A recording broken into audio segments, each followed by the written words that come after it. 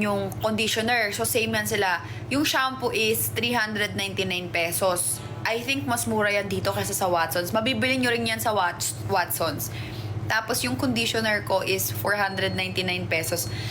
Yan siya. Medyo pricey siya, pero hindi siya mabilis maubos, lalo na yung shampoo. Yung shampoo ko madami pa hanggang ngayon. Yung conditioner, mabilis ako makaubos ng conditioner. Paubos na yung isa kong bote. Konti na lang, mauubos na siya. Mas mabilis na maubos yung conditioner ko kaysa sa shampoo. Kasi yung shampoo, hindi mo naman kailangan madami. Like 2 to 3 pumps lang yung nilalagay ko. Tapos nilalagyan ko ng tubig. Tapos ginaganon ko lang. Ano siya, tapos binababad ko siya.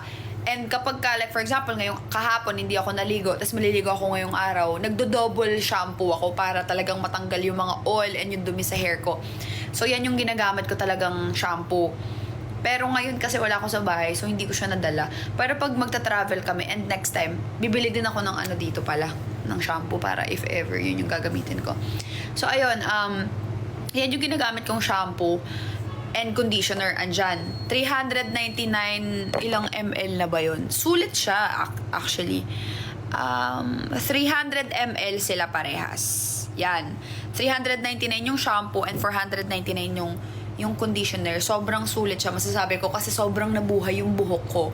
Maniwala kayo sa hindi. Wala talaga akong balak na i-live sell yan or like ilagay siya sa yellow basket ko. Pero since, di ba, bakit naman hindi ko sasabihin or i-yellow basket? And nag-yellow basket nga ako ng mga binibili ko para like maka-help sa inyo, di ba? How much more yung mas nagpapaglow sa akin, nagpapaganda ng hair ko, di ba?